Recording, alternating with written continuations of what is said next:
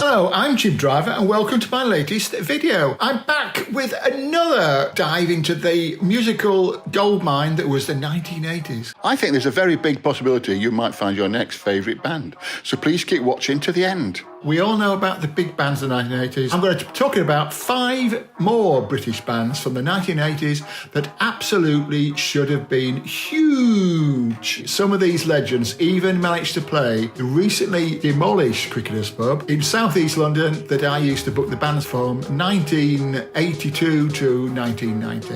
And it was right by the Oval Creek Ground, just in case you're stuck as to where it was. It's not there now, so you can't find it, even if you wanted to. So what are we waiting about for? Let's get started.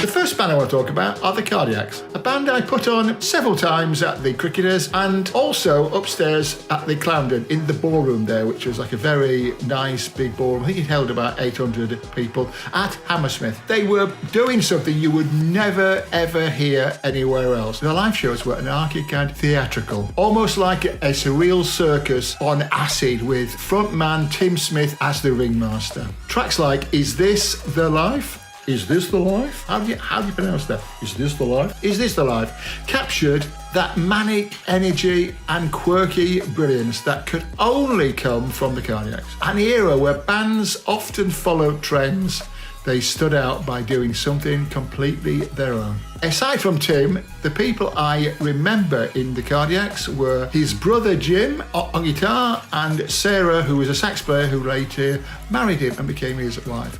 Not to mention the manager, who was called Mark Walmsley, who was a bit of a character as well. I think he was quite posh actually, but he was an eccentric. The Cardiacs were really a creative entity actually, and he was part of that. And in fact, I'm told he was the one who planted the story in the Sunday Sport tabloid Sunday newspaper about Tim and Sarah being brother and sister, even though they were married. John Peel, for some reason, never gave them a Radio 1 live music session, though they did later go on to Janice Long and I believe Mark Riley. But I can remember one gig in the summer of 1992 when Radiohead supported them at a sellout show at the Astoria Theatre in London's West End. But unfortunately, that was the same year when things started to go horribly wrong. First of all, just after the show at the Astoria, Rough Trade Records went bust without shipping out any copies of their album Heaven Born and Ever Right. It was eventually released on their own Alphabet Something Company label, but the impetus had gone. Band members started to leave and often they weren't replaced, and after a while, rather than being a quirky band with keyboards and synths and saxophones and things, it just became a guitar band. Very complicated, very interesting, but it wasn't the same. And I think that's really where things started to change for the band and it started to go on the decline. The real end came, unfortunately, when Tim Smith suffered a cardiac arrest, some might call it ironic, after leaving a My Bloody Valentine show in London in June 2008. And he suffered brain damage from which he never actually recovered. Unfortunately, Tim died in July 2020. RIP Tim Smith. Next, we're going to be talking about Blurt, featuring the irrepressible Ted Milton. Now, Blurt wasn't your typical post-punk band.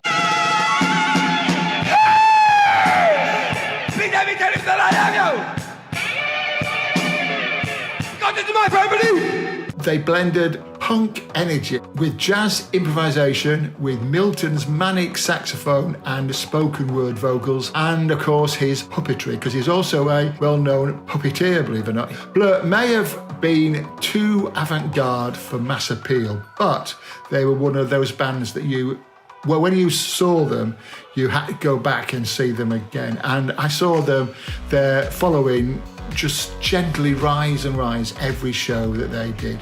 Poet and puppeteer Ted Milton was, and still is, I'm pleased to say, an electrifying performer. Ted was a noted beat poet from the late 1950s, and he was featured in several key anthologies of the 1960s, including Children of Albion. I think it was Penguin who did that.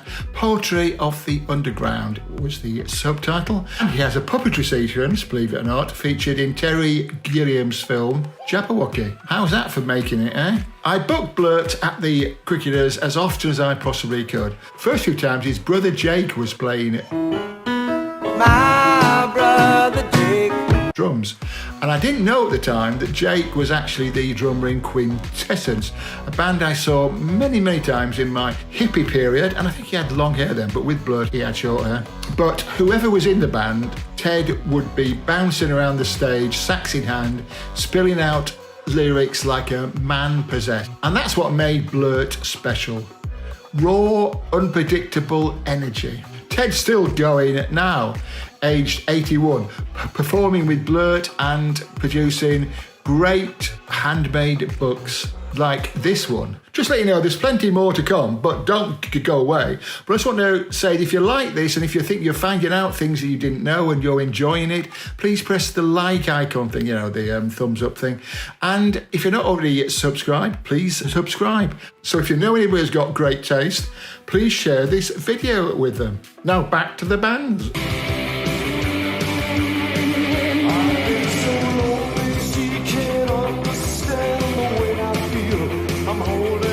Because the copyright restrictions in YouTube mean I can't play long stretches of video, I've made a playlist and there's a link to it in the description and the comments. Now, here's a band that should have been much bigger than they actually were. Now, people are going to say in the comments that they had lots of hits and they were very famous at the time. But yeah. Their debut album had everything. Anthemic songs, soaring vocals from Ian McNabb, and that perfect mix of post-punk and 1980s pop. The Astral Works had a top 20 single, Love Is a Wonderful Colour, in the UK in 1989, as well as another one, a top 40 hit in the United States and Canada, with Whisper to a Scream, Birds Flying. That makes a lot of sense, doesn't it? Somehow, they didn't maintain that impetus and that they became one-hit wonders, though, unusually, one-hit wonders with two different one-hits.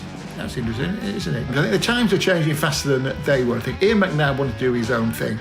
And although the Astral Works never played at the Cricketers, a lot of these northern bands didn't really play at London pubs. That they preferred to wait until they were quite big and play larger venues, or play something like the Marquee or something like that. But I did encounter Ian McNabb a little later when I worked at Time Out London, the magazine, in the music section, and I was given a CD, a big pile of them, called Head Like a Rock was this one, and it was by Ian McNabb, and it's still one of my favourite albums now, and I gave it a blinding review, and they were put forward for the Mercury Music Prize, and believe it or not, lost out to M People.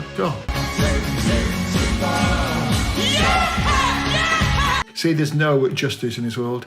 And anyway, it was a fantastic thing, and as I say, I've still got tracks on that on my playlist now. I'm alive and feeling pretty. Now I know it's me and this guitar. Other little known facts you might not know about Ian McNabb include he is singing backing vocals on the first 3 Lightning Seas albums. He also played on stage with Ringo Starr, and finally, before Astral Works, he was an actor, and he auditioned for the part of Barry Grant in the Channel 4 soap Brookside. Bet you didn't know that? You're not going to find these things on Top of the Pops 2, are you? Well, you might do, but I wouldn't know because I don't really watch it. Next, we're going to talk about the Jazz Butcher. Lift up the lid and to my great surprise, there was unwanted evil aliens in my garbage pail, and it's get out of bed. Led by the brilliant and eccentric Pat Fish, they never really fit into any one genre. One minute you get jangly pop, the next minute it's actually surrealist stuff, satire, all kinds of things. Might be a bit of jazz in there, a bit of rock, who knows? But they were really good when they played at the Cricketers, and they did play at the Cricketers. They were another one. They were unpredictable in the best way possible. Pat Fish had a wicked sense of humour, and that's really what drove the band and what the Jazz Butcher was all about, really, to be honest with you. That's what set them apart from the rest. They didn't take themselves too seriously, which I always like that with acts. They don't take themselves too seriously. No, I would say band then, because I think that when I talk about bands, it's not all bands, is it? There are people who are solo artists. So, I mean, Roy Harper, for example, does he take himself too seriously? I don't know. Perhaps he does. Maybe he did. He does it now. Sadly, Pat Fish passed away recently, but his music lives on. It's still as weird and wonderful now as it was back then. And they were frequent visitors at the Cricketers, as I say. Let me tell you, those gigs were something special. It was like being part of something that was, I don't know, the 1980s, there were lots of things happening, and when you at shows like that, it made the job worthwhile, let's just say that. That's why I think the 1980s were a very good time in British music. What's the juice? What's the juice, man? Somebody open a cage, because the monkey's busting loose.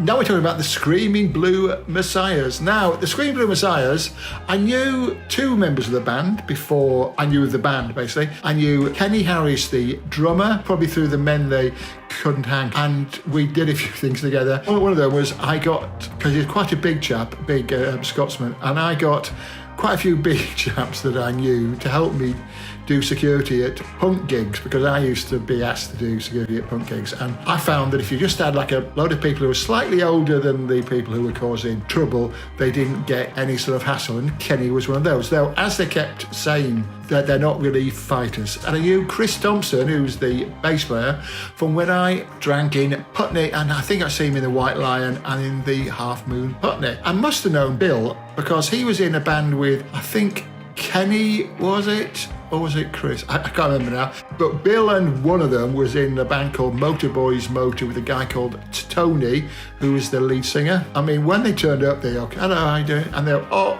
only three of them. And they'd go on stage, and they wouldn't do a really long set, because I don't think they actually could, because Bill just put everything into that performance. I mean, he was jumping around, writhing on stage, he was sweating.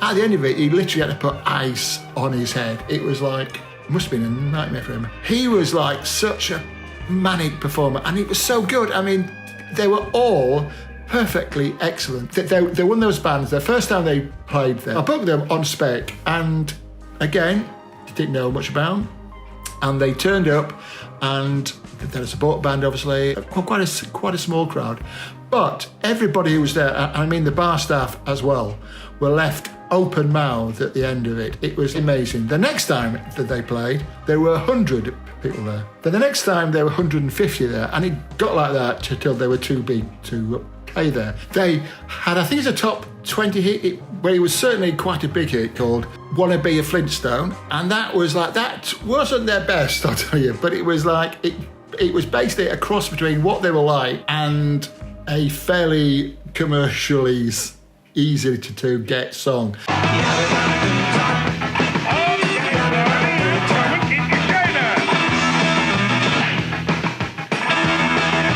Reason, I think it must have something to do with their management, I don't know.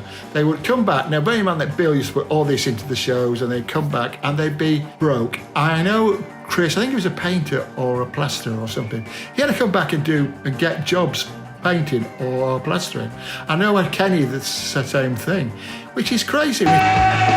So thank you for watching. If you enjoyed it, please like, please follow, subscribe, or whatever you want to do, share it, etc. And I hope to see you next time. Goodbye.